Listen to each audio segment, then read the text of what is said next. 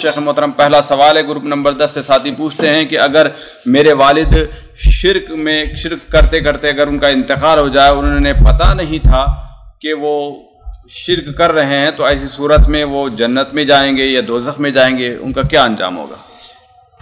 اور اس میں سوال یہ بھی کر سکتے ہیں کہ ان کے لیے دعائے مغفرت کا کیا حکم ہوگا؟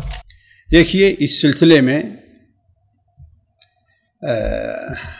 راہ اعتدال یہ ہے کہ جو لوگ اللہ کے رب ہونے، رسول صلی اللہ علیہ وسلم کی رسالت، قرآن کے حق ہونے، جنت حق ہونے، ان تمام چیزوں کے حق ہونے پر ایمان رکھتے ہیں، اور جہالت اور نادانی کی وجہ سے ان سے شرک ہو جا رہا ہے، خواہ یہ شرک اصغر ہے یا شرک اکبر ہے، تو اس کی دو صورت ہے۔ یہ ہے کہ یا تو ان کا معاملہ اللہ کے سپرد کر دیا جائے، اللہ بہتر جانتا ہے، وما كنا معذبین حتی نبعث رسولا، لیکن بظاہر وہ مسلمان ہیں، بظاہر ان کے اوپر کیا حکم لگے گا؟ وہ مسلمان ہیں، مسلمانوں کا ان کے ساتھ معاملہ کیا جائے گا، مسلمانوں کے قبرستان میں دفن کیا جائے گا، اور ان کے لیے دعائے مغفرت بھی کی جائے گی، ان کے لیے دعائے مغفرت بھی کی جائے گی جب بظاہر مسلمان ہوئے تو۔ جی، بھلے سے کھلم کھلا شرک کرتے ہوں۔ بھائی بتایا نا کہ جو ہم نے شروع میں شرط رکھی اس کو بھی آپ سامنے رکھیں، اس کو بھی سامنے رکھیں۔ یہ ہے کہ وہ اسلام کو حق مانتے ہیں، قرآن کو حق مانتے ہیں، رسول کو حق مانتے ہیں، یوم آخرت کو حق مانتے ہیں، قبلے کو حق مانتے ہیں۔ ان کو یہی بتایا گیا کہ جس قرآن پر ایمان لاتے یہی قرآن اور حدیث ہے کہ نہیں ہے؟ اب اس کی وجہ سے اور انہیں کوئی سمجھانے والا، حجت قائم کرنے والا ان کے اوپر نہیں رہا، تو ٹھیک ہے، ان کو معاملہ دنیاوی طور پر کیا ہے، ان کا معاملہ کیا ہوگا؟ مسلمان کا ہوگا، اخروی معاملہ اللہ کے سپرد ہے۔ جی، آج کے حالات کے پیش نظر سارے اس زمرے میں آ جائیں گے؟ سارے نہیں آئیں گے، سارے نہیں آئیں گے۔ دیکھو، انہوں نے لکھا بھی ہے کہ ان کو جو ہے معلوم نہیں تھا۔ نہیں، اب بھائی دیکھیے اس میں لیکن کی بات نہیں ہے، آپ معلوم نہیں ہونا۔ مثال کے طور پر آج کا بندہ اگر کسی کے والد، بھائی دیکھیے بہت سے ایسے لوگ ہیں، بہت سے ایسے لوگ ہیں، دیکھیے کہ وہ تقلید کی بنیاد پر یہ غلطی کر رہے ہیں، انہیں یہی سمجھایا جا رہا ہے۔ تو بعض علماء نے لکھا ہے کہ کفر کا حکم لگنے میں معنی ایک چیز کیا ہے؟ تقلید بھی ہے۔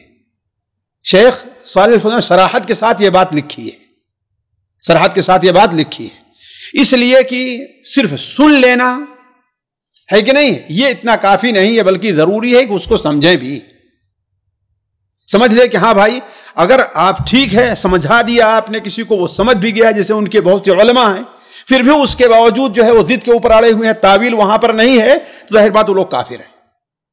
لیکن عام لوگوں کے بارے میں حکم لگانا، کم سے کم جو ہے میں تو اس سے مطمئن نہیں ہوں۔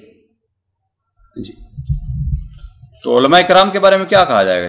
ایسے جو شرک کی دعوت دیتے ہیں، ظاہر بات ہے اگر وہ سمجھ رہے ہیں تو کافر ہیں، حجت ان کے اوپر قائم ہو گئے، ان کو سمجھا دیا گیا۔ اس لیے کہ دیکھیے بہت سے لوگ ہمارے ہاں جن کو علماء کہتے ہیں، مدرسے کے اور تقریر کرنے والے، ان کو خود پتہ نہیں کیا وہ کہہ رہے ہیں۔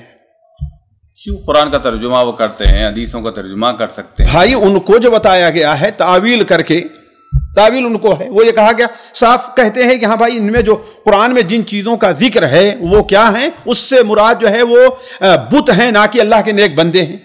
ظاہر بات، حالانکہ یہ سوچ بالکل غلط ہے، یہ سوچ بالکل غلط ہے۔ تو اگر وہ فعلاً عالم ہے تو یقیناً وہ کافر ہے، اگر وہ عالم ہے تو کافر ہے۔